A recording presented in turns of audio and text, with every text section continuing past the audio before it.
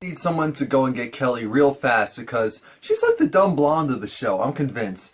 Hey guys, this is If Loving You Is Wrong, Season 5. I know some of you guys will say Season 3, Season 2, Episode 9. A Room for You. There's a reason for that. Kelly goes and calls Lucian and lets him know that, I called Marcy, I was on the phone with Marcy, and now all I hear is she's breathing. And she was last heard of in the parking lot of the hospital. Yeah, this is him when you're at. Can you please go and check on her? He's like, what? Yeah, okay, sure, whatever. So he goes, just like, Kelly, I need something to work off of. Does she have a car? Okay, obviously.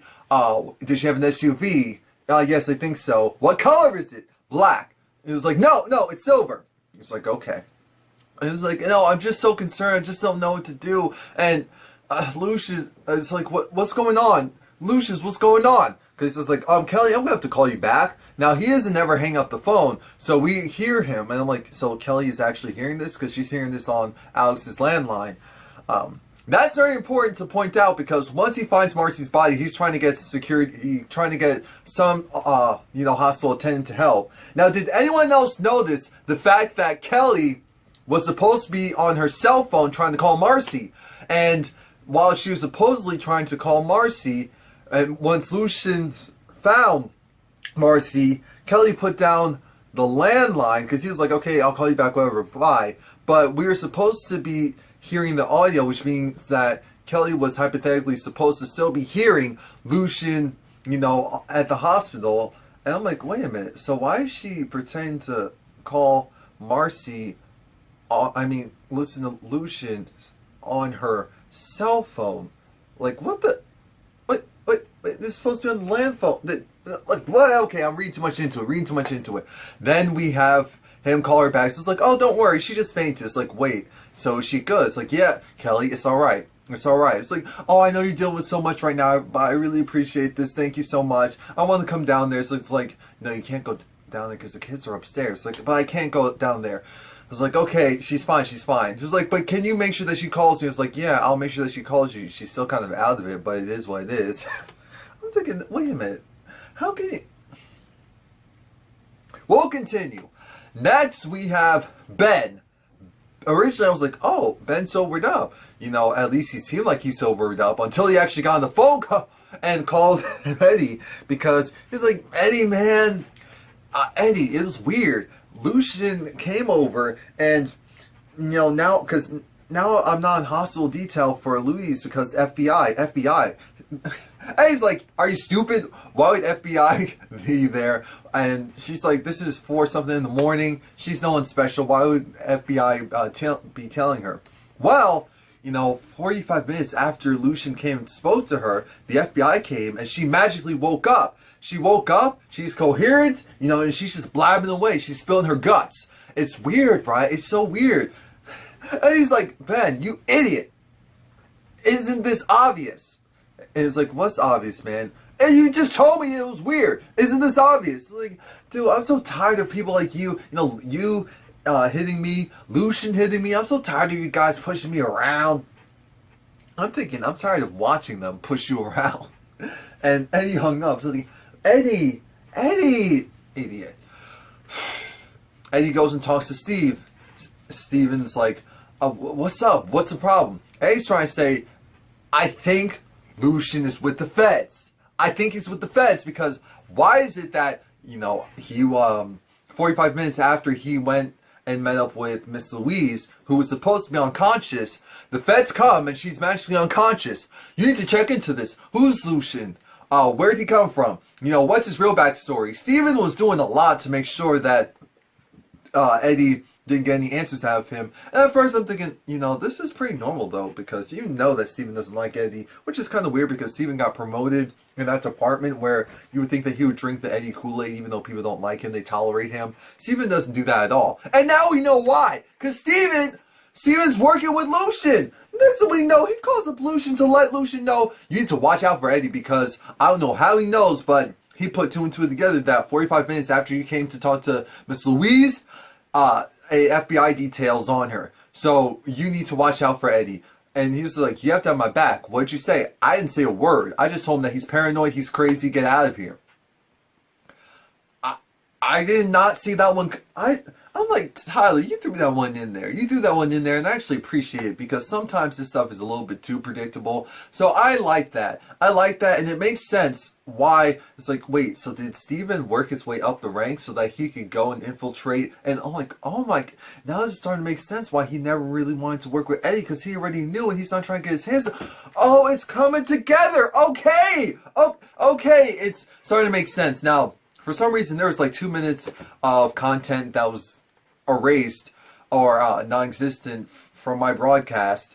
So we pick back up where Eddie is talking to the dispatch. Why did that dispatch look familiar? The actress looked very familiar. She was actually on the call with Andrew because Andrew wanted backup. Lord, why did Ellie tell her to say, okay, I'll go and back him up. You know, it's all good. Steven cleared it. It's all good. She said, okay, let me go and tell him. Nope, nope. I'll just go and surprise him. Just tell him to hang tight and that backup's on the way. She was like, oh, the dude's so paranoid. I'm thinking, you're so stupid. Of course he is. You don't know why because you're out of the loop. I'll tell you, actually, you look like you're chum-chum with Eddie. Of all... I'm disgusted. So now Eddie's going to go over there. He's going to go there and you know it's going to be problems because he doesn't really like Alex. And the fact that she had sex, cheated on his best friend and also slept with a... Oh my god, this is going to be a mess. Steven goes and he releases Eddie, and the thing with that is Steven knows that Steven, you know, it's just like, we know the truth. We know that Alex's parents stole the baby and also Randall. That's why you're being released. That's why we're letting you go, and it is what it is. Of course, he didn't want to talk to Steven. Steven looked like he wanted to try and pry some more information out of him. I already had a look of, yeah, that's not going to happen. That's not realistic. Now, because at one point I think Marcy was like, oh, you need to go and let, what do you call it? You need to let Brad go because he didn't do anything or whatever. But I appreciate what happened next. Natalie, she talked to the doctor and she talked to him and she apologized because she was like, it was wrong for me to come at you the way that I did and saying what I said. Because what Natalie said was ignorant. Regardless of what truth there was or what partial truth there was with, you know, them selling organ donors, especially of black people, because of course there's less, you know, there's less of us, you know, in certain areas, so our organs are a lot more valuable to a certain extent. No, this is all factual, and so that's where her mindset was. But when she said, are they going to white or are they going to black, that's what I was like, sick is sick. Sick is sick now. Sick is sick. And especially if they're kids, sick is sick. Come on now. But he was like, you know, he's all battered and bruised. I'm not sure if you want to see him. He's black and blue. Now he's like, that's the way he looked when he was born. Stop it now. He's light skinned. And she goes in to give him the oddest wake up pep talk of anyone's life. She started off like, you need to get up because you're costing me way too much money. You need to go and you need to get a job. You need to go and take care of your family. I'm the one supposed to be dying before the rest of you. I'm not dying before any of my kids. And then this is where the softer side came out. She's just like, you know I love you, right? I've been saying all of that. She's like, you know I love you, right? And things are finally on the up and up. Lucia and I, we're getting married. We got a house. And all these great things are going on in my life. You know I didn't have all the answers and I wasn't the best mom, but I did the best that I could for you. And I can't lose you now when things are starting to turn around for my life. That can't happen. You need to go and you need to get out of here. You need to go and get a job. You need to go and pay for these medical bills because I'm not doing it for you. It was just so sad because Natalie, she started to cry. And give it up to Natalie, the actress who plays Natalie, or the actor, you know. Whatever phrase is proper for that terminology nowadays. But she always has those powerful scenes, those like tearjerker, strong scenes. And then you have Kelly that has the borderline ditzy, like, are you stupid? Anyway, we have an annoying, a very annoying Alex. I feel bad for Andrew because I'm like, Andrew, if you just want to go and, pop her over the head or, reference to her child, but we don't like her, so we're not going to tolerate her.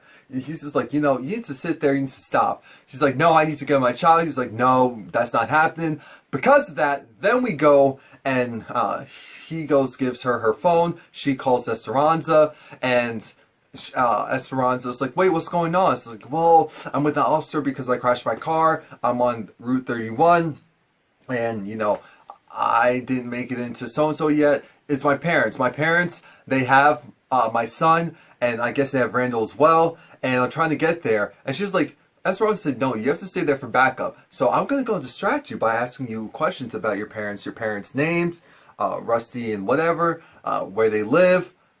You need backup. You're going to be going there. You know they don't like you. You know they're going to be prepped and ready to take on the world. You need backup. Sit there, shut up, stop. And I'm thinking, oh God, poor Andrew. Why did it have to be her? He was just told to, go in town. Next thing we know, now he's dealing with that. Esperanza goes and tells Steven, look, Steven, Andrew has Alex. He has Alex, and apparently you have backup on the way. I don't know when backup's supposed to be there. Andrew's like, backup for... I never said anything about backup for Alex's place. It's like, oh, okay, this sounds suspicious, but I'm not going to let her know that I'm not doing my job right. Esperanza was just like, you need to go and handle this. You need to release Brad. This is all too much. Like, what are you actually doing? Do I need to go above the chief? Because what are you really doing? Steven is taking care of business. He's working with the feds. That's why he can't handle with you middle ground, middle earth people. It is what it truly is. Brad comes out, and Brad is informed by Esperanza, because Esperanza stopped him, because he was just going to walk right past her. It's like, I'm tired of you. You're Alex's friends. I don't have time for you. And she let him know that you were released. Alex just confirmed that the baby is with Rusty, and also Randall is there with Rusty. And Brad said, dead man walking, or it is what it is, to Brad. And she was like, why did you say that, Brad? I'm thinking, hello? Are you going to report him? If not, then don't worry about it.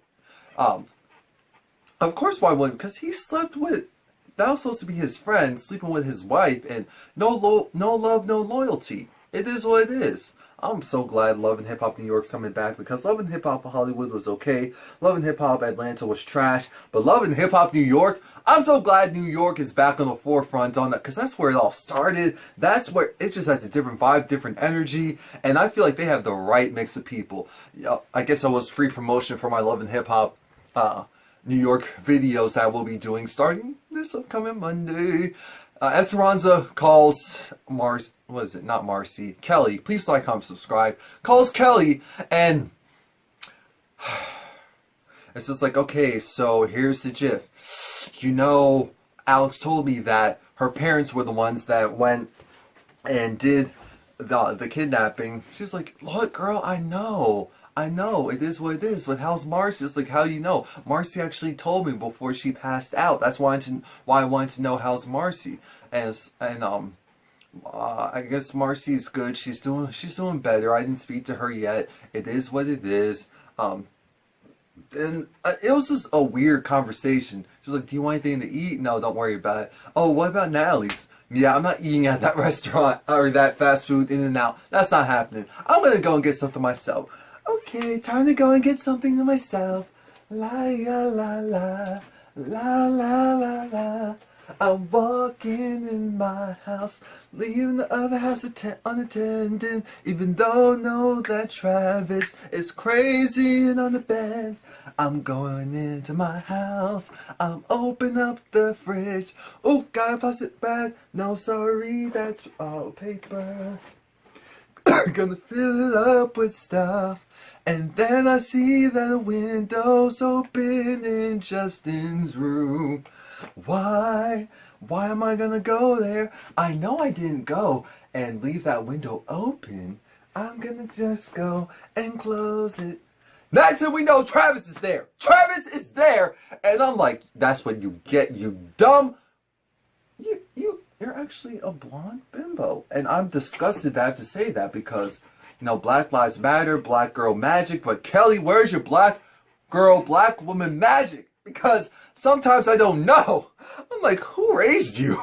I don't know where you came from. It couldn't have been this. Anyway, Travis was there.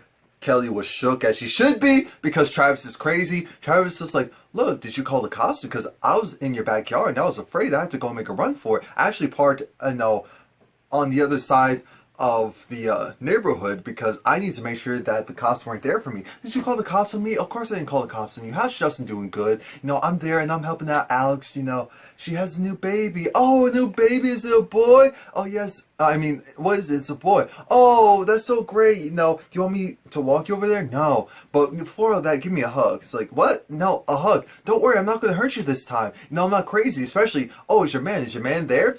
Oh, what man? I was like, oh, good answer. Well, if that's the case, then what happened? Oh, he's gone. He went back to Utah. Last time I saw it was yesterday. And now he's gone. He's officially gone. It's over. It is over. So it's like, oh, that's great. That is so great. I'm so happy. Like, maybe one day we'll have our child. Kelly the whole time just like, he went in for that hug. And then once he was done, he was fixing her up. I'm like, get off of her. Get off of her. There was a bat, and unfortunately that bat didn't look like it was going to do much to him, so she chose the smart move. She, you know, played his game, and she was able to get out of the house with the groceries, and he was just saying how, you know, it's interesting, because your dude, he's not there anymore, right? Huh. Suspicious. Suspicious only because of the fact that I'm not going to say that I did anything to him, but you're saying he's gone. He's out of the picture. Yeah, he's gone. Utah. Utah, really? Are you sure? So he's never coming back. Like, he's never, ever coming back. Like, there's no possible reason that he could possibly coming back because I actually killed him in his own house and I hid the body. But you don't know that yet.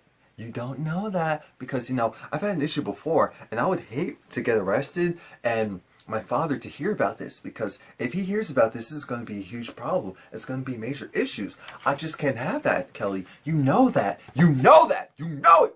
You know that. But don't worry, you know, oh, so you go back to the house. Are you sure you don't want to invite me in there? Are you sure you don't want a nightcap? Are you sure, Kelly? You know, because I'm ready. I'm ready. I'm there for you. I am all here for you. I am all here for you. I'm like, what the? Kelly, go in the house. Go in. What is this? Go in the house. Do not come back out. Do not come back out. You hear me? Do whatever you do. Do not. Do not. So she goes in, and of course she's spooked. I'm thinking, this is what you don't deserve that because he's cuckoo, but you are a ditz. And I hate that phrase, but that's what Kelly is. And I'm disgusted that they made her character that way. You know, oh, I'm praying for you. Oh, Lord, thank you, Jesus, that Alex is... Kelly was so happy to hear from Esperanza that Alex is okay, that she's with a police officer. She was actually on her way to her parents' house. I'm like, oh, thank the Lord. Thank the Lord. No, I'll be praying for Miranda. I'll be praying for the baby. I don't know. When it just comes out of Kelly... At first I thought she was just nurturing and kind, but now I'm like, she's a pushover and a ditzy blonde, and I'm disgusted. I'm disgusted. Where's your black girl magic, Kelly? Marcy is being read by the doctor. The doctor is like, you know, where are you? Are you okay? The doctor wanted to make sure that Marcy wasn't suicidal, that she wasn't cuckoo for Cocoa Puffs. Marcy's like, I'm not cuckoo for Cocoa Puffs. I'm not suicidal. The reason why I passed out, I don't really know. No, I know where I am. I know where I live. That's not the issue. She's like, that's great, but your vitals are weak. Your blood pressure is high. Do you have stress in your life? Oh, does she have stress in her life? Well, her ex-husband just recently had a baby on her, and she doesn't know it yet, but she's actually pregnant. She finds out that she's pregnant because the doctor's like, yeah, we gave you some medicine, but we have to give you a different kind because you're pregnant, you're expecting, and you have to eat. That's the other reason why you're feeling faint. You can't walk right now. It's like, can I at least get my phone so I can go and call someone and get my clothes? Essentially trying to leave. They're like, yeah, but we can't keep you here, but you need to stay here because you need to take care of that bun in the oven. You're eating for two now. And now Marcy... I'm sure she was like, wait, what?